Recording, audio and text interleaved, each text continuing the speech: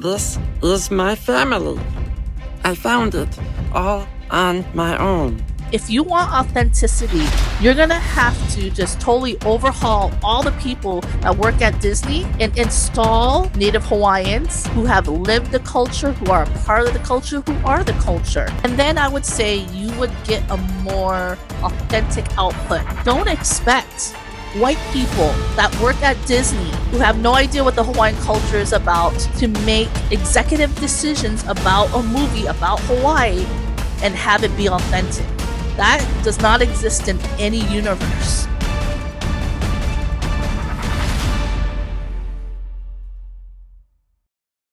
So I actually don't have any strong opinions about Lilo and Stitch. Disney is Disney. They've always race swapped. They believe that people other than white people should be represented in their movies. I guess what fascinates people about Lilo and Stitch's character Nani is that they casted a non-Hawaiian to play Nani. So the actress, Sydney Aldong, she is Filipino apparently. She's not Hawaiian. And she kind of sort of grew up in Hawaii, but not really. So there's a big controversy surrounding that. And a lot of Native Hawaiians are actually calling this out. But they don't think that Sydney was the right person for the part, because she is inauthentically portraying Hawaiian culture, or who Nani in their eyes should be. And casting directors, they don't cast just for a character. Like take for example Disney. I highly doubt that Disney casts any main character solely for authenticity. They are looking for somebody who they can use over and over and over again. I mean, I think that's like actually a smart business model. You know, don't just cast for one movie, cast for like several future projects. I'm just saying that this is how they do it. They cast somebody that's going to be useful to them in the long run. What are my thoughts on Nani? If you do a decent job acting like an ethnicity, then I'd say go for it. Like, I really enjoyed the movie 50 First Dates, the Adam Sandler movie. And I really liked watching Rob Schneider play a local guy. Like, to me, he kind of nailed it. I mean, that's just how Hollywood functions. But we should definitely take out their authentic practices with a grain of salt, because Hollywood is not like that.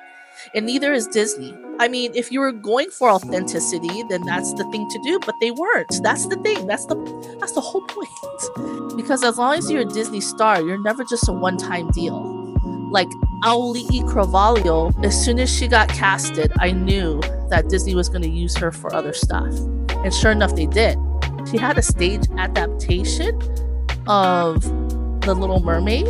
There's another controversial take on the Lilo and Stitch movie that also Hawaiians are up at arms with. So they are saying that Lilo and Stitch grossly misunderstood and misrepresented what Hawaiian culture is the moment Nani said that she was going to go to the mainland to go to college and leave Lilo behind.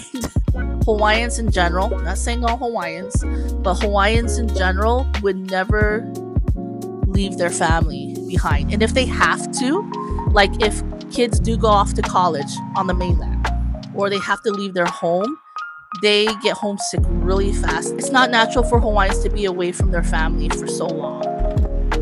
It's not typical. And they would rather choose to stay with their ohana, whatever life brings them, whatever seasons happen, they will make it work. And they will stay with their ohana.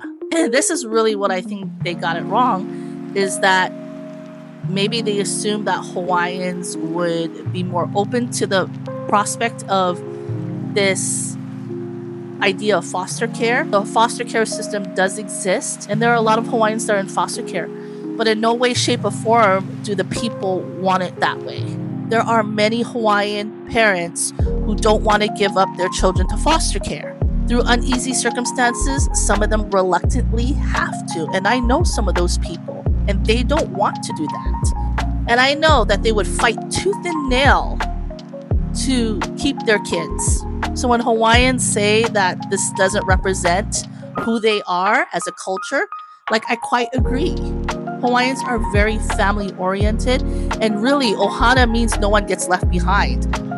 You know what? I do believe that Disney did have kind of like an agenda-ish situation going on when they chose to highlight foster care and highlight leaving your family behind.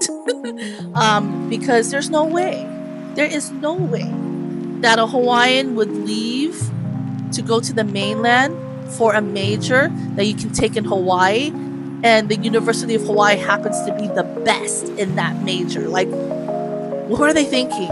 You're gonna pay uku amounts of money to go to the University of San Diego for marine biology?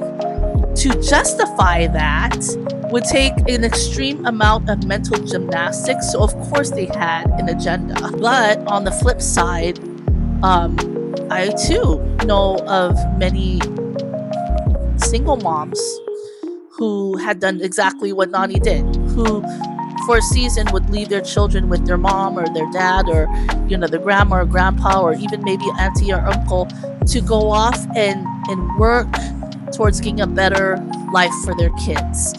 And I've always respected that, and so again, it's not like something that's bad necessarily, but I get it. Disney has an agenda, and they're gonna push that agenda. You can't these days you can't expect Disney to be wholesome and just fun anymore. They're gonna push something. They're gonna find some type of nuanced way to indoctrinate some type of ideology in your mind. That's why now a lot of Hawaiians don't really care about Disney anymore either.